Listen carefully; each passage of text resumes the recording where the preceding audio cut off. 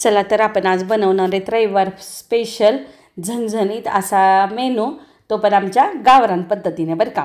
आठवडाभर चपाती भाजी भाकरी सारखं करून आणि खाऊन कंटाळा आलेलं असते।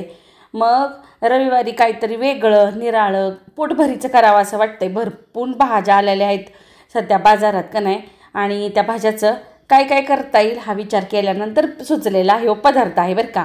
आणि हो करताना सगळीच करतात हा पदार्थ, पण एक मी निराळी गोष्ट केलेली आहे। कोणती आहे ती व्हिडिओमध्ये तुम्हाला पुढे दिसणारच आहे। चला मग पटापट व्हिडिओला सुरुवात करू।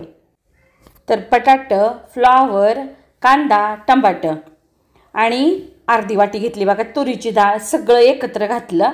एक वाटी पाणी घातलं आणि चांगलं शिट्टी करून घेतल्या बरं का। आणि तवर का नाही कढईमध्ये तेल गरम करून घेतलं आणि त्यात घातला बारीक चिरलेला कांदा। आता कांदा टमाटर आलं लसूण पेस्ट करणं ही तयारी करून घ्यायची कुकर लागस तर। आणि मग कांदा का नाही जरासं भरपूर घेतला आणि बारीक चिरला होता आणि चांगला आपल्याला परतून घ्यायचा लाल रंग होईपर्यंत। आता तुमच्या लक्षात आलंच असेल आपण काय करतोय, तर होय आपण करतोय पावभाजी आणि त्याच्यामध्ये घातली आपण तुरीची डाळ। आत्तापर्यंत कुणीच सांगितलं नसेल हे सिक्रेट बरं का। तुरीची डाळ का घालायची, तर भाज्या शिजवल्या का नाही की एकदम असं जेव्हा पावभाजी आपण खातो किंवा वाढतो त्यावेळी का नाही पाणी निराळं आणि भाजी निराळी होती का नाही, तर थोडीशी तुरीची डाळ घातल्यामुळं ती होत नाही आणि भाजी चांगली मिळून येते। त्यावर आपला कांदा परतून झाला, 1 चमचा घातलं आलं लसूण पेस्ट, ते बी चांगलं परतून घेतल्यानंतर 1 टमाटर घातलं आणि चवीनुसार मीठ घातलं।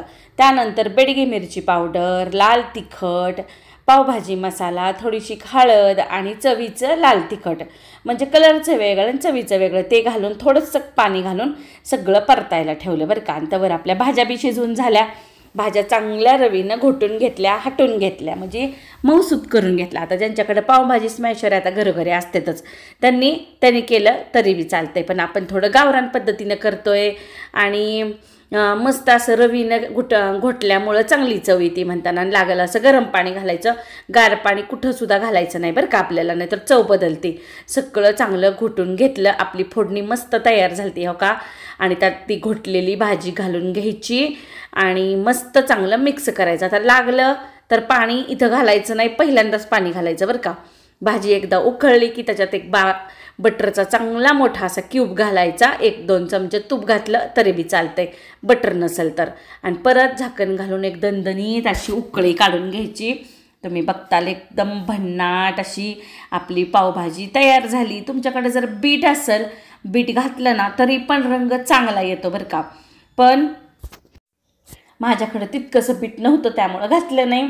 आणि किती घट पातळ ठेवायची हे आपण ठरवायचं बरं का।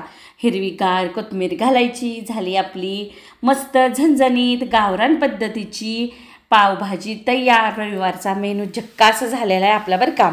आणि पॅनवरती काय करायचं, थोडंसं बटर घालायचं आणि त्याच्यावरती मधोमध काप केलेले पाव शेकून घ्यायचे। आता त्या बटरवरती तुम्ही लाल तिखट पावभाजी मसाला घालू शकताय बरं का, पण जरा आमच्याकडं म्हातारी माणसं पण आहेत, लहान लेकरं बी आहे ती, त्याच्यामुळं आम्ही घातलं नाही।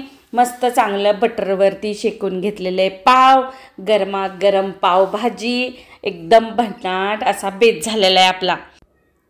आणि पटापट गरमागरम खाऊन पण घ्यायची बरं का, मस्त अशी झणझणीत पावभाजी। आणि तुम्हाला माहिती होती का तुरीची डाळ घालायची ट्रिक, माहिती असेल तर ते बी कमेंट करून सांगा। आणि असाच एक व्हिडिओ आपण शॉर्टमध्ये पण टाकलेला होता बरं का, तर तो पण बघितला असेल ना तरी बी कमेंट करायला विसरू नका।